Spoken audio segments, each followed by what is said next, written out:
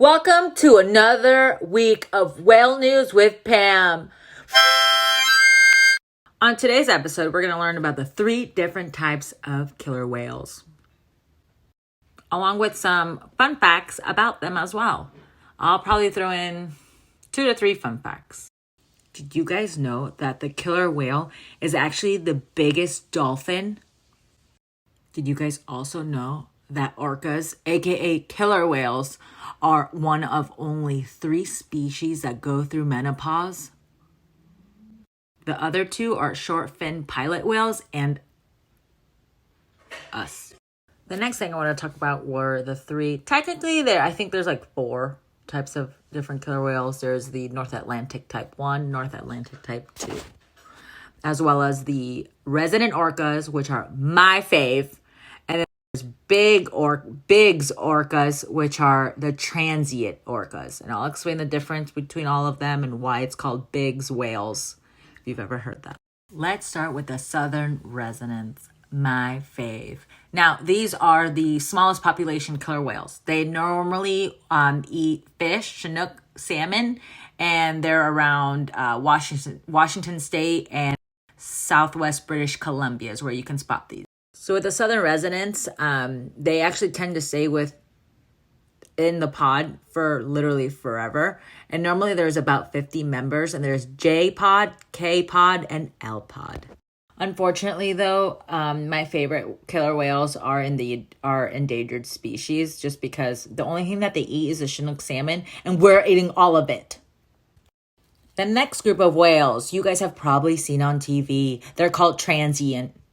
They're also called Biggs whales. I'll explain that in a minute. But the transient whales, okay, these are the ones that you guys see on Animal Planet. Huge fan, shout out to Animal Planet.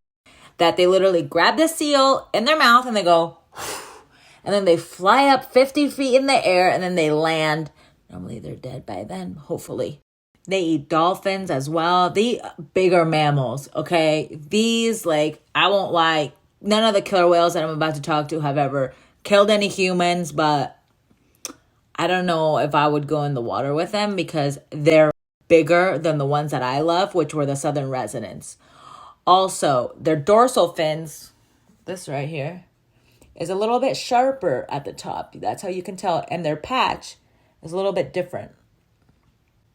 So why are they called Biggs whales? Okay, so this Dr. Michael Biggs, huge shout out.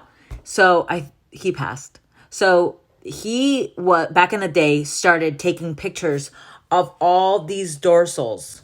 Okay, back in the day. I'm talking about 80s, 70s, 90s. And he put names to every single whale, and that's how he started finding out the population of whether it was increasing or decreasing. So huge shout out to Michael Biggs, RIP. Because of his contribution to the transient orcas, they're also called Biggs whales. You can Google it. If you go on a boat and you do a tour, you can look smart and be like, oh, are those Biggs whales? I mentioned that there was 3 to 4 types of ecotypes, but there's actually a bit more. It's almost like double/triple. They're just all over the world. The main ones that you guys have heard about are the ones that I just spoke about. And then the next one I want to talk about is about the ones in Argentina. Now, these whales are found around the coast of Patagonia all year round. Shout out Patagonia! So these whales are actually known for their hunting techniques. So they'll go up to the shore with their bellies on the sand and try to get adult sea lions, but their main dish, sea lion pups. I feel like this episode's killer whale overload. Sorry. Last one I want to talk about was the Antarctica ones. These literally will eat seals, fish, penguins, basically anything in Antarctica. So they're a little bit different looking. You would be able to spot them because normally when you think of a killer whale, it's black and white, right? Maybe a little bit of gray. Well, these have a little bit of a pink right here in the bottom. That's how you can distinguish the ones in Antarctica. On next week's episode, I'll cover a little bit of more other types of whales. I know this is probably overload, but, wanted to share the information. Until next time with Whale News with Pam.